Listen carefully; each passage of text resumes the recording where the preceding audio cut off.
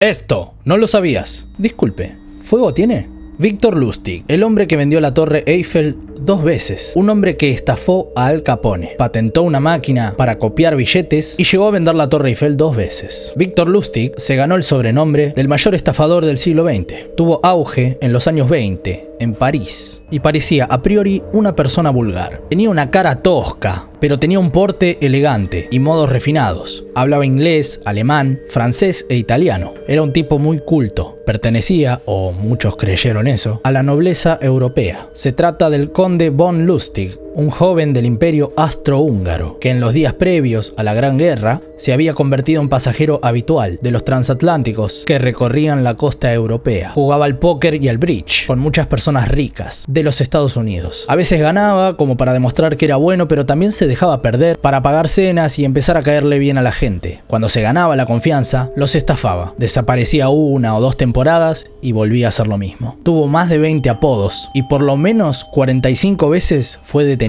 La mayor parte de las veces se las arreglaba para salir muy rápido e incluso le pagaban por las molestias ocasionadas. A mediados de 1925, Lustig leyó en la prensa local un artículo que hablaba de los altos costos que suponía mantener la Torre Eiffel y se aprovechó de esto. Víctor se dispuso entonces a perpetrar la mayor estafa jamás vista. Se presentó como funcionario público y convenció a 6 empresarios exitosos de la industria metalúrgica para contarles de las problemáticas económicas que suponía la Torre Eiffel y que tenían pensado demolerla. Lustig licitó la Torre Eiffel como chatarra y los 6 empresarios le creyeron. Además les dijo que era secreto de Estado. Con esto se aseguraba el silencio de los empresarios. Lustig los había estudiado a todos y se aprovechó de Poisson, el empresario más inseguro. Lo estafó por unos 650.000 francos de esa época, que era muchísimo dinero. Mientras Víctor ya estaba en Austria, los empresarios, con Poisson a la cabeza, descubrieron la estafa, pero no llegaron a presentar ninguna denuncia. En ese momento no había fortuna que justificase la vergüenza de haber creído que podían comprar la Torre Eiffel como chatarra. 10 de los espías más famosos de la historia. Número 1. Mata Hari,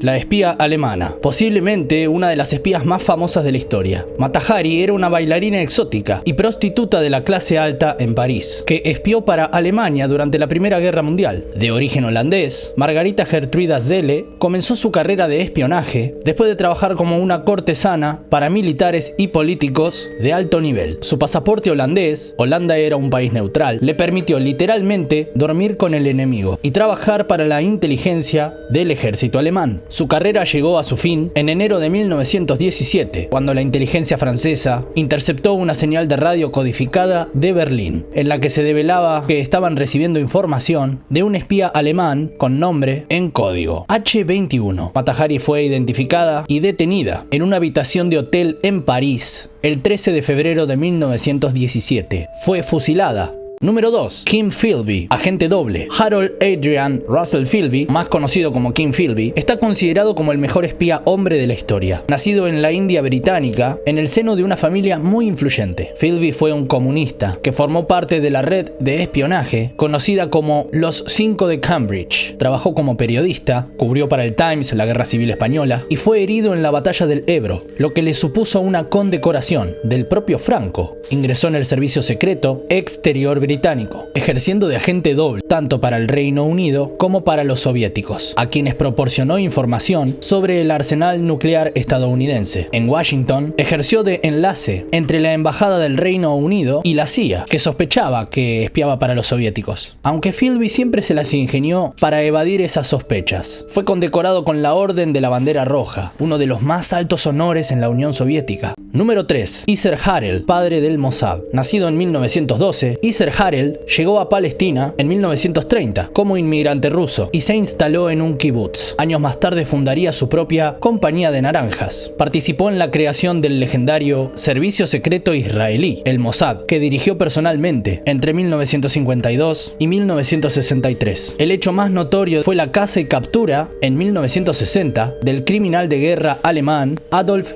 Eichmann en un suburbio de Buenos Aires. Número 4. Sidney Reilly, el verdadero James Bond. Sidney Reilly, nacido como Zygmunt Georgevich Rosenblum en Rusia en 1873, se dice que inspiró a Ian Fleming en su personaje de James Bond, apodado el Ace of Spies. Se cree que Reilly espió a 4 naciones. Al igual que su homólogo literario, Reilly fue un mujeriego. Algunos también lo apodaron como el caballero espía, y vivió un estilo de vida extravagante. Se le atribuye algunas de las empresas más audaces, como su participación en la trama de asesinar al líder soviético Lenin. El complot falló, pero Reilly escapó espectacularmente. En 1925 volvió a Rusia para ayudar a derrocar el régimen soviético, pero esta vez no tuvo suerte. Fue capturado por los soviéticos y ejecutado ese mismo año. Número 5. Richard Sorge, héroe de la Unión de Repúblicas Socialistas Soviéticas. Era un espía soviético nacido en Alemania, que es considerado uno de los mayores agentes de inteligencia de todos los tiempos. Mientras se recuperaba de una lesión sufrida durante la Primera Guerra Mundial, se convirtió en un comunista apasionado. En la década del 20 fue a la Unión Soviética y pronto comenzó a trabajar como agente de inteligencia. Antes y durante la Segunda Guerra Mundial, trabajó en Japón y proporcionaba a los soviéticos información importante sobre las intenciones tanto de Japón como la de la Alemania nazi. Gracias a Sorge, los soviéticos supieron que Japón no planeaba atacar a Rusia, pero también conocieron lo que hacía Hitler. Sorge incluso les informó de la fecha del ataque alemán planeado. En el 41 fue descubierto por los japoneses y arrestado. Fue ejecutado 3 años después. En 1964, Sorge fue galardonado póstumamente con la distinción de Héroe de la Unión Soviética, el título honorario más alto de la Unión Soviética. Número 6. Marcus Wolf, modelo para Le Carré. En varias novelas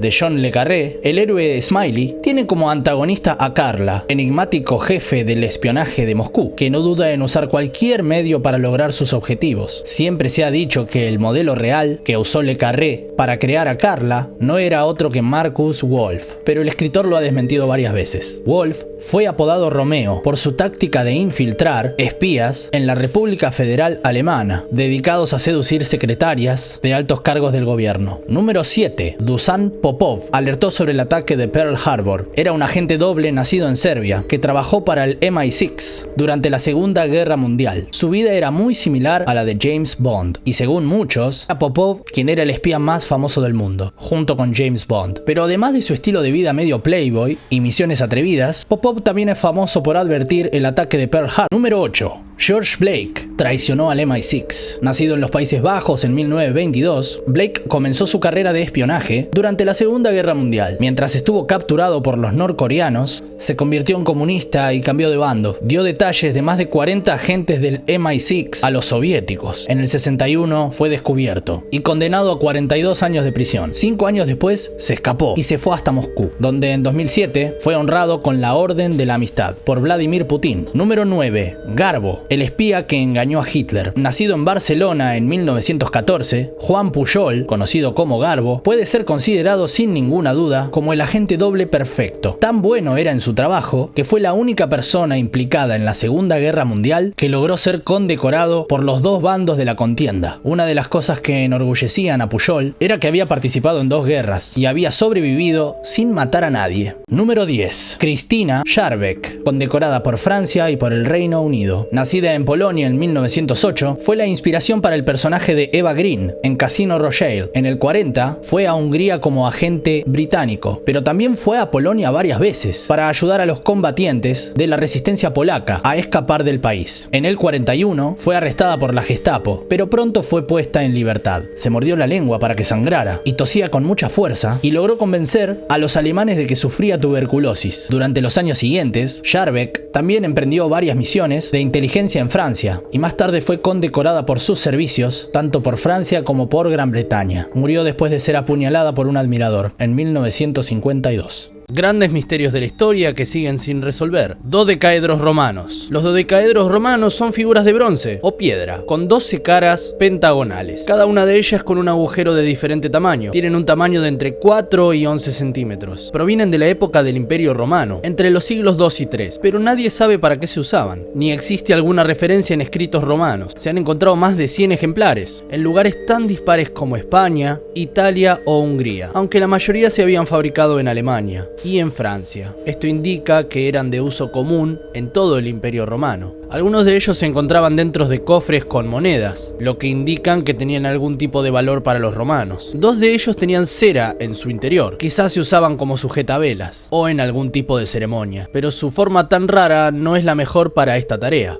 Otras especulaciones afirman que podría ser simplemente un juguete, un objeto religioso o de adivinación, amuletos, dados de un juego, etc. El evento Tunguska, un acontecimiento único en la historia, ocurrió el 30 de junio de 1908. Una onda de choque de entre 10 y 15 megatones de TNT. Para que se den una idea, es una bomba 1000 veces más fuerte que la de Hiroshima. Derribó por completo 80 millones de árboles, en un área de 2150 kilómetros. Las noticias de la época hablaban del impacto de un meteorito, pero un estudio posterior no encontró ningún cráter de impacto. Nadie sabe qué pasó. El páramo de las tinajas. En la meseta de Xiankowang se encuentra el páramo de las tinajas. Allí reposan miles de vasijas de piedra, muy grandes, de una antigüedad de 1500 a 2000 años. Miden de 1 a 3 metros de altura y pesan de 1 a 6 toneladas. Fueron creadas por una cultura desaparecida y no se conoce su utilidad. La leyenda cuenta que hace miles de años existió una raza de gigantes, cuyo rey, Kun Cheung, ganó una importante batalla y mandó construir miles de tinajas para llenarlas de lao lao, un licor de arroz típico de Laos. El manuscrito Voynich se llama así por la persona que lo descubrió, Wilfrid Voynich. Lo encontró en 1912. Está escrito en una lengua desconocida que nadie pudo descifrar. Es un libro de unas 240 páginas que tiene 600 años de antigüedad. Contiene dibujos de 113 plantas que no se pueden identificar, otros que parecen signos zodiacales y otras 100 plantas sí identificadas. Desde expertos de la CIA a los mismos matemáticos que rompieron los códigos nazis, nadie ha podido traducirlo. Las líneas de Nazca son geoglifos, figuras dibujadas en la tierra que se encuentran en las pampas de Jumana, en el desierto de Nazca, Perú. Fueron creadas por la cultura Nazca hace unos 1400 años y aún no se sabe el propósito exacto. Se han encontrado más de 150 figuras de animales y personas, algunas de hasta 275 metros de largo, con líneas de entre 40 centímetros y 2 metros de espesor. Las líneas de Nazca sorprenden porque pese a su enorme tamaño, están trazadas con una perfección geométrica. El ataque sónico a la embajada de los Estados Unidos. Fue en septiembre del 2017. Estados Unidos tuvo que evacuar parte del personal y a todas sus familias de la embajada de Cuba, debido a evidencias de un extraño ataque sónico. Desde hacía un año, 26 empleados de la embajada estadounidense y 13 de la canadiense habían sufrido mareos, náuseas, dolor de cabeza y confusión mental, debido a un sonido persistente de origen desconocido en sus casas o en la habitación del hotel. Inmediatamente, los medios especularon con la posibilidad de que agentes cubanos estuviesen usando algún tipo de arma sónica desconocida. Los médicos que estudiaron a las víctimas detectaron contusiones en el conducto auditivo, pero sin signos de haber sufrido una contusión externa, es decir, no estaban fingiendo, pero tampoco se habían dado ningún golpe. Un par de empleados pudieron grabar los sonidos y tras analizarlos, expertos concluyeron que era el canto del grillo antillano, de la especie Neurogrillius celerinictus, probablemente una de las historias sin resolver que más ha dado que hablar. Tuvo lugar en el año 1872. Se trata del misterio del barco Mary Celeste, que casi 150 años después sigue siendo un auténtico misterio. El 5 de diciembre de 1872, el bergantín británico Dei Gratia estaba a unas 400 millas al este de las Azores, cuando los miembros de la tripulación vieron un barco a la deriva en un mar tremendamente agitado por una fuerte tormenta. Su capitán, David Morehouse, se sorprendió al descubrir que el barco no era otro que el Mary Celeste, que había partido del puerto de Nueva York 8 días antes que él, que ya debería haber llegado a una ciudad italiana, a Génova. Sin dudarlo, el capitán cambió el rumbo para ofrecer ayuda. La escena que encontraron en el Mary Celeste era, cuanto menos, escalofriante. No había absolutamente nadie en el navío. Las cartas de navegación estaban esparcidas, las pertenencias de la tripulación aún estaban en las habitaciones, faltaba el único bote salvavidas, y todo el fondo del buque se encontraba lleno de agua. No se sabe qué pasó. ¿Dónde está enterrada Cleopatra? La condenada historia de Marco Antonio y Cleopatra cautivó al mundo durante siglos. El general romano, asolado por el dolor y la vergüenza, después de su derrota final en la batalla de Actium, 31 años antes de Cristo, a manos de su enemigo, Octavio, se clavó su propia espada al recibir la falsa noticia de que la reina de Egipto había muerto. Sin embargo, su amante seguía viva. Se había escondido en su tumba, a donde trajeron a Antonio, quien finalmente sucumbió por sus heridas, abrazado por su reina. En lugar de caer bajo la dominación romana, Cleopatra, rodeada de perlas e innumerables tesoros egipcios, se suicidó el 12 de agosto del año 30 a.C., posiblemente por la mordedura de una cobra egipcia. Tenía 39 años. Su cadáver fue momificado y por orden de Octavio, enterrado junto a Antonio. Si era tan grandiosa como cuentan los informes romanos, la tumba debería haber dejado su huella, pero nunca se encontró rastro. Las coincidencias más raras. En el año 1920, la novelista norteamericana Anne Parrish recorría las librerías de París y se encontró con un ejemplar de su libro favorito, Jack Frost y otras historias. Le enseñó el libro que encontró a su marido y le contó que era el libro que más recordaba con cariño de su infancia. Su marido abrió el ejemplar y en la primera hoja decía Anne Parrish, calle Weber, número 209, Colorado Springs. Era el mismo ejemplar que había pertenecido a Anne Parrish. En el año 2002, dos hermanos gemelos de 70 años murieron con unas pocas horas de diferencia tras sufrir dos accidentes de tráfico diferentes en la misma carretera en el norte de Finlandia. El primero de los dos gemelos murió tras ser arrollado por un camión mientras paseaba en bicicleta, 600 kilómetros al norte de Helsinki. Murió exactamente a 1,5 kilómetros del punto en el que falleció su hermano. Una oficial de policía señaló que esta es una coincidencia histórica simplemente increíble. Un hombre, mientras montaba su ciclomotor en Bermuda, chocó con un taxi y acabó con su vida. Un año más tarde, el hermano de este hombre moría exactamente del mismo modo. De hecho, iba andando en el mismo ciclomotor. Para rematar la mala suerte, el golpe lo recibió del mismo conductor en el mismo taxi. ¿Les digo algo más? El pasajero del taxi era el mismo. Una madre alemana que fotografió a su hijo en el año 1914 llevó la película a revelar a un almacén de Estrasburgo. La llegada de la Primera Guerra Mundial hizo imposible que la mujer pudiera acercarse a Estrasburgo a buscar la fotografía, por lo que la señora la dio por perdida. Años después, compró una placa de película en Frankfurt, a más de 166 kilómetros, para sacarle una foto a su hija recién nacida. Cuando llevó la placa a revelar, el técnico descubrió una doble exposición. El retrato de la niña estaba superpuesto a la foto de su hijo. Por alguna extraña cadena de casualidades, había sido etiquetada erróneamente como no utilizada. En 1973, el actor Anthony Hopkins accedió a aparecer en La chica de Petrovka, una película basada en una novela de George Pfeiffer. Incapaz de encontrar ninguna copia en ninguna librería, Hopkins quedó realmente sorprendido al encontrar un ejemplar sobre el banco de una estación de tren. Resultó ser la copia personal del mismo escritor, George Pfeiffer, con sus anotaciones. Al parecer, el escritor Pfeiffer le había prestado el ejemplar a un amigo y se lo habían robado.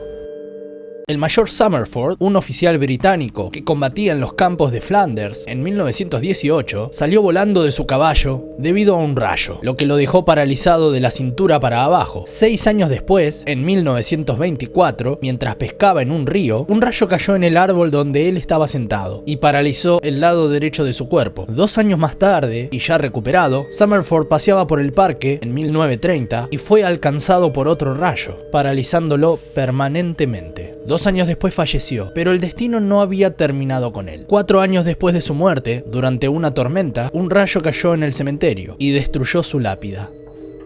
El Titanic y el Titán. Existen unos paralelismos increíbles entre la novela Vanidad, escrita por Morgan Robertson en 1898, acerca del hundimiento de un lujoso transatlántico llamado Titán, y los hechos reales sobre el Titanic, 14 años después. Numerosas coincidencias entre la novela y la realidad, el mes de la tragedia, el número de pasajeros, tripulantes y botes salvavidas, el tonelaje, la magnitud e incluso la velocidad del impacto con el iceberg. Son datos prácticamente exactos a los que el autor cuenta en su novela 14 años antes. El globo que unió a 2 niñas. En junio de 2001, una nena de 10 años llamada Laura Buxton escribió su nombre y dirección en un pedazo de papel. Pegó el papel en un globo de helio y lo soltó desde su jardín. El globo recorrió casi 225 kilómetros, hasta que aterrizó en el jardín de otra nena de 10 años, que también se llamaba Laura Buxton. La segunda Laura se puso enseguida en contacto con la primera, y desde ese día son amigas. Descubrieron que no solo comparten comparten el mismo nombre y la misma edad, sino que las dos tienen el pelo claro, tienen un perro labrador, un conejo y un conejillo de indias. ¿Un náufrago en el tiempo? El 15 de diciembre de 1664 se hundió un barco en el estrecho de Menai, en la costa norte de Gales. Todos los pasajeros fallecieron, salvo un hombre, Hugh Williams. El 5 de diciembre de 1785, 121 años después, murieron 60 pasajeros en otro naufragio, con un único sobreviviente, llamado Hugh Williams. Casi 75 años después, el 5 de agosto de 1860, el hundimiento de un tercer barco provocó la muerte de 25 pasajeros, y de nuevo un solo sobreviviente, Hugh Williams. ¿Qué pasó acá?